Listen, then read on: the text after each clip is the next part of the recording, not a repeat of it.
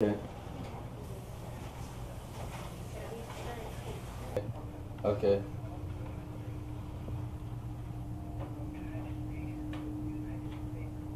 I think it's very, very dangerous when this administration attempts to strip American citizens, people who've been citizens for decades, of their citizenship. We saw that Donald Trump earlier made the claim that those born on U.S. soil could potentially lose their citizenship and should not be considered as citizens depending on the citizenship of their parents. This goes in direct contravention to the United States Constitution, which guarantees citizenship to those born on U.S. soil.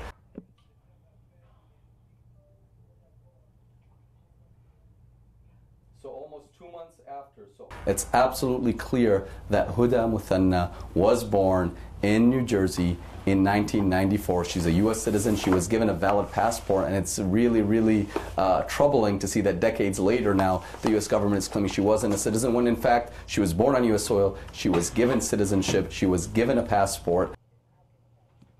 In Hackensack, New Jersey.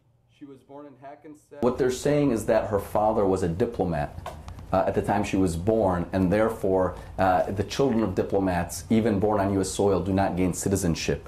That is their position. However, we have the evidence and the proof, and then we've actually already communicated that to the government, that her father ceased to be diplomat months and months before he was born. He was not under diplomatic immunity at the time she was born. He was not, and because he was not afforded and having diplomatic immunity at the time she was born, it's just any other birth, and anybody born on the United States soil is a U.S. citizen. Okay. Essentially, the government would have to charge her with going over there and marrying an ISIS fighter. And what kind of crime is that? Arguably, I think they would try to label it as material support.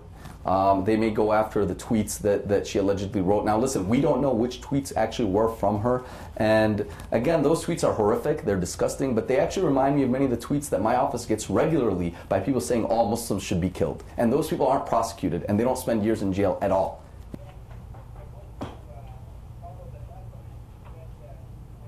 And I think Hoda, in that sense, is another victim of Daesh. She resents them, she hates what they brainwashed her into becoming. And she honestly is tremendously relieved now that she sees the light and is speaking out against them. I think in a sense it's very cathartic for her that she's finally lifted this burden off her shoulders. She's seen how misguided she was, and she just realizes how much she doesn't know.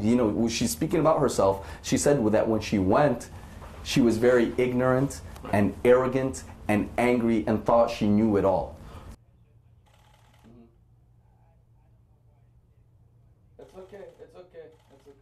Yeah, we'll fight it, okay.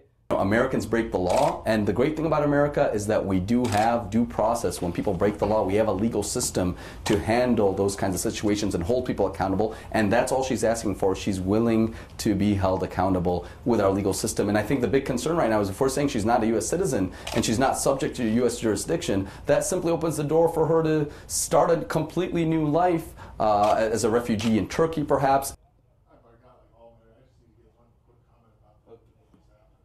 I think the United States can use her to speak out to protect other young women from becoming victims of sex trafficking and violent gangs and brainwashing. And she wants to make amends, so it boggles my mind that the U.S. would just leave her. If she's a threat, that's actually the worst thing you can do, because then, she can be free to somehow sneak into Europe or any other country or find a way back. I don't think she's a threat. I think everybody who's interviewed her knows that she's a threat. So it just seems like the government's playing games by denying her her ability to return. Is not a U.S. citizen and will not be admitted into the United States. She does not have any legal basis, no